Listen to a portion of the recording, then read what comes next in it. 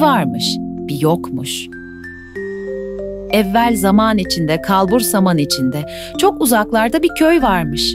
Bu köyün etrafında geniş ve gizemli bir orman yer alırmış. Orman o kadar büyükmüş ki içinde neler olduğu kimse tarafından tam olarak bilinmezmiş.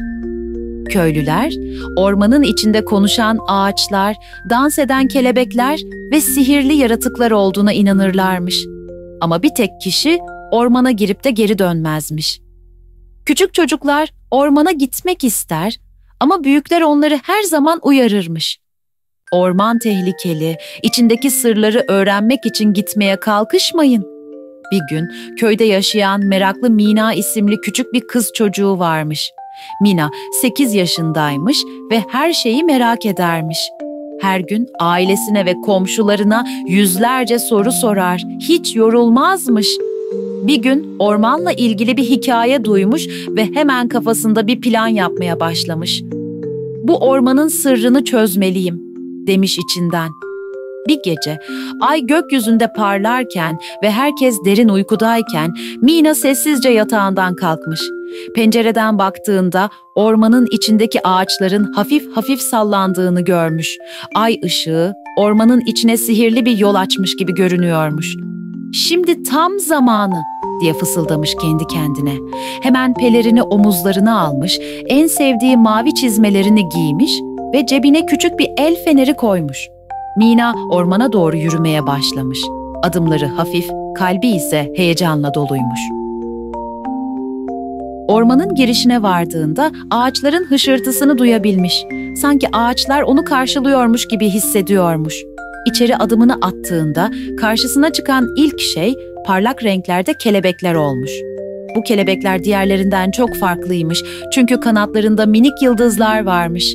Mina, "Vay canına, gerçekten sihirli bir yer burası," diye düşünmüş. Yürümeye devam ederken ormanın derinliklerinden bir ses duymuş. "Merhaba küçük kız, neden bu kadar geç saatte buradasın?" Mina korkarak etrafına bakmış ama kimseyi görememiş. Ses tekrar duyulmuş. "Buradayım, aşağıya bak." Mina yere baktığında bir kaplumbağa görmüş. Ancak bu kaplumbağa çok büyükmüş ve üzerindeki kabuğu adeta parlıyormuş. "Adım Tosbi," demiş kaplumbağa. "Neden buradasın küçük kız?" Mina heyecanla, "Ormanın sırrını öğrenmek istiyorum. Herkes buranın tehlikeli olduğunu söylüyor ama ben ne olduğunu öğrenmek istedim," demiş. Tosbi gözlerini kısarak gülümsemiş. "Orman sırlarla dolu olabilir ama her sır tehlikeli değildir. Cesur ve meraklı biri olduğun için seni buraya kabul ettik ama sırları öğrenmeden önce bazı zorluklarla karşılaşacaksın," demiş. Mina, "Zorluklar mı? Hangi zorluklar?" diye sormuş. Tosbi, ona ormanın derinliklerine gitmesi gerektiğini ve orada 3 sihirli görevi tamamlaması gerektiğini anlatmış.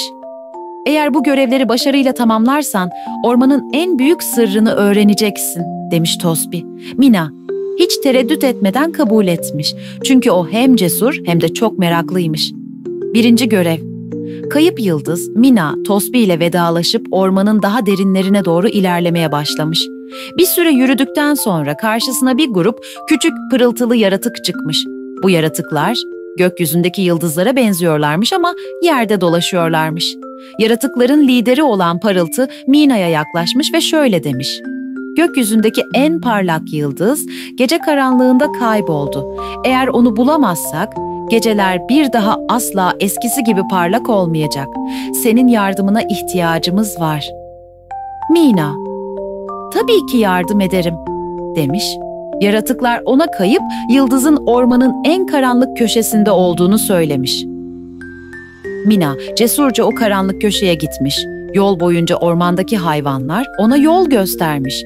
En sonunda bir ağacın tepesinde kayıp yıldızı bulmuş. Yıldız Mina'nın eline düştüğünde tekrar parlamaya başlamış. Parıltı ve diğer yaratıklar yıldızı gökyüzüne geri göndermiş ve ona teşekkür etmişler. Mina ilk görevi başarıyla tamamlamış. 2. görev, sihirli nehir. Mina ilk görevin mutluluğuyla yürümeye devam ederken karşısına bir nehir çıkmış. Nehir, normal nehirlerden farklıymış çünkü suları rengarenk ve parlakmış. Ancak nehir bir türlü akmıyormuş. Nehrin yanında duran bir kurbağa ona şöyle demiş: "Bu nehir, ormanın hayat kaynağıdır. Ancak sihirli taş kayboldu. Bu yüzden nehir akmıyor. Eğer taşı bulamazsak ormandaki tüm canlılar susuz kalacak." Mina, "Taş nerede olabilir?" diye sormuş. Kurbağa, taşın nehrin derinliklerinde bir mağarada olduğunu söylemiş. Mina hemen mağaraya doğru yola çıkmış. Mağara çok karanlık ve ürkütücüymüş ama Mina cesaretini toplamış. İçeri girdiğinde sihirli taşı parlayan bir ışık sayesinde bulmuş. Taşı yerine koyduğunda nehir tekrar akmaya başlamış. Ormandaki tüm canlılar ona minnettar olmuş. 3. görev. Sihirli Ağacın Şarkısı, son görev, ormanın en yaşlı ağacı ile ilgiliymiş. Bu ağaç ormanın ruhuymuş ve ona şarkı söyleyen ağaç denirmiş. Ancak bir süredir ağaç şarkı söylemiyormuş. Eğer ağaç tekrar şarkı söylemezse orman yavaş yavaş ölmeye başlayacakmış. Mina ağacın yanına gitmiş ve ona ne olduğunu sormuş. Ağaç hüzünlü bir sesle, "Kalbimi kaybettim, kalbim olmadan şarkı söyleyemem. Eğer kalbimi bulabilirsen orman yeniden canlanacak," demiş.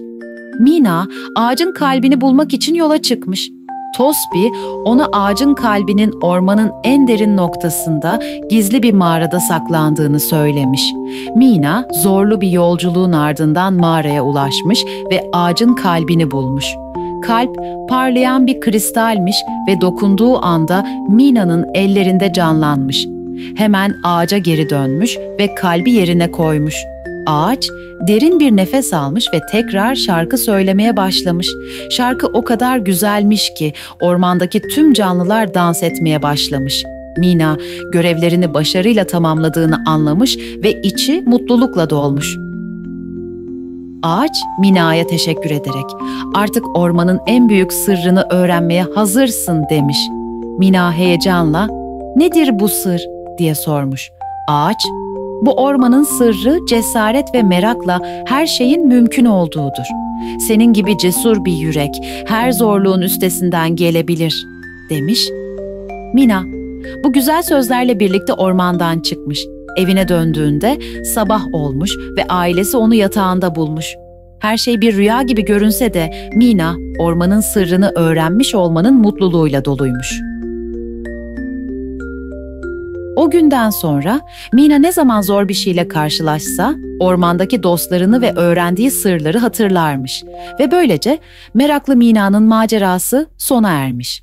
Ancak ormandaki sırlar her zaman cesur ve meraklı olanları beklemeye devam ediyormuş.